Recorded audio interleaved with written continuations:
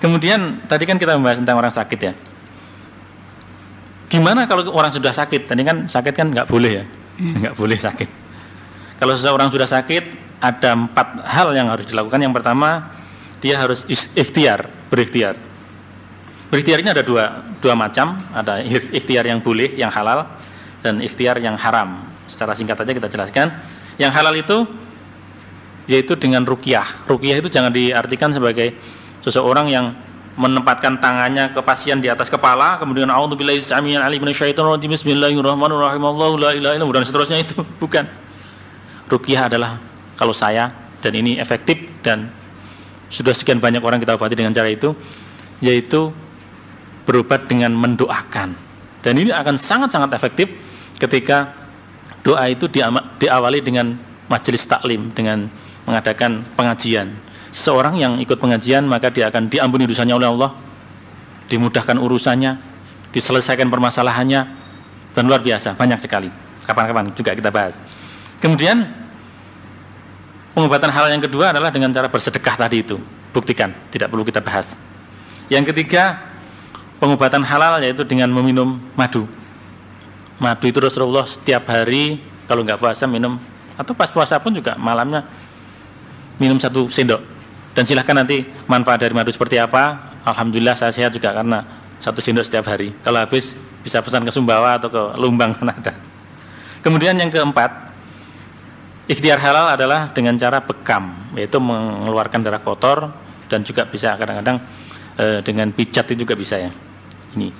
Dan yang terakhir, dan mohon maaf nih para dokter, saya sudah tidak menggunakan ini yang terakhir ini, yaitu medis.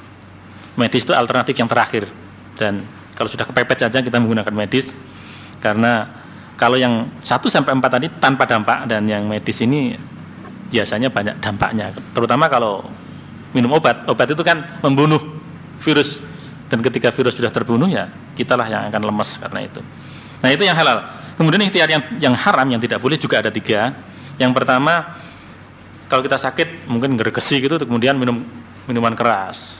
Ada seseorang yang seperti itu, dan alhamdulillah mereka sudah sembuh sekarang, sudah tidak begitu lagi. Dan ada kakak saya, kalau gergesi itu langsung, Dek tolong belikan speed. Hanya dengan minum speed saja sudah bisa sembuh. Kenapa harus minuman keras gitu ya? Jadi langsung bisa gelegean, bersendawa itu ya, dan akhirnya sembuh. Kemudian yang dilarang yang kedua, yaitu dengan menggunakan jimat. Jimat itu adalah jin, dan jin yang jahat ya setan.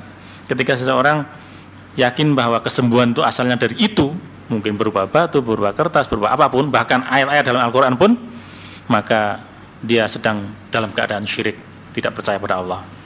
Yang besar hanya Allah kok ya, bukan yang lain. Dan yang ketiga, pengobatan yang haram adalah dengan mendatangi dukun. Mohon maaf, ini banyak kadang-kadang seseorang, bahkan mohon maaf nih ulama juga ada yang berperilaku dukun. Ciri-ciri orang yang menggunakan dukun itu seperti apa? Yang pertama tadi memberi jimat itu. Jangan diberi, kalau diberi jimat jangan mau. Nih pegang ini akan sehat, jangan. Tapi kalau seseorang memberikan kepada kita, tolong kamu baca tasbih, baca ini, ya, disuruh berdoa, itu insya Allah jauh lebih bagus. Kemudian ciri dukun itu kalau dia menggunakan menyan, menggunakan bunga-bungaan. Oh kamu nanti harus mandi bunga 7 rupa gitu ya. Nah yang seperti itu mohon jangan digunakan lagi karena kita sangat dekat dengan syirik. Nah, itu ikhtiar. Jadi kalau seseorang sudah sakit harus berusaha. Caranya yang tadi itu. Gunakan yang 5, yang halal. Dan kalau sakit maka kewajiban kita yang kedua adalah sabar dan tawakal. Sabar itu dalam 3. Yang pertama, sabar pada saat melaksanakan perintah Allah. Yang kedua, sabar dalam meninggalkan larangan Allah. Itu perlu kesabaran. Dan yang ketiga, sabar saat menerima musibah. Ini tadi kan di awal sudah saya sampaikan bahwa sesungguhnya tidak ada penderitaan di dunia ini, yang ada hanya jiwa yang lemah. Kalau jiwa kuat, maka tidak akan pernah menderita. Yang ketiga, kewajiban seorang yang sakit adalah tetap melaksanakan sholat. Nah, saya sering menyampaikan ke semua orang bahwa yang tidak sholat itu hanya orang gila. Untuk yang untuk yang tidak sedang halangan. Karena orang tidur dan lupa ingatan dilarang sholat. Nah, ketika Anda masih sehat dan tidak sedang berhalangan, tidak bisa berdiri dengan duduk, tidak bisa duduk dengan telentang, dengan isyarat. Dan jika tidak bisa dengan isyarat, maka Anda harus disolatkan. Ingat, solat adalah wajib. Dan roh kita, hidup kita adalah solat. Kalau orang Islam mengaku Islam, ya dilihat aja, kalau dia solat ya Islam. Kalau tidak, mohon maaf ya. Kemudian yang keempat, orang yang sakit itu berkewajiban untuk tetap membaca Al-Quran. Al-Quran itu tadi dalam mukadimah saya sampaikan, wa nunazzilu minal Qur'ani ma huwa syifaa'un wa rahmatul lil mu'minin. Al-Quran itu diturunkan sebagai obat dan rahmat bagi orang-orang yang yakin, orang yang beriman. Dan Al-Quran adalah kalamullah. Barang siapa yang membaca Al-Quran, berarti dia sedang berdialog dengan Allah. Pernahkah Anda mengalami ini? Saya sering ketika saya baca Quran itu saya tidak melihat apapun kecuali huruf-huruf dalam Al-Quran itu. Silahkan nanti dicoba betapa Al-Quran adalah mujizat. Dan Al-Quran banyak menjadi obat. Di buku MBM saya jelaskan banyak.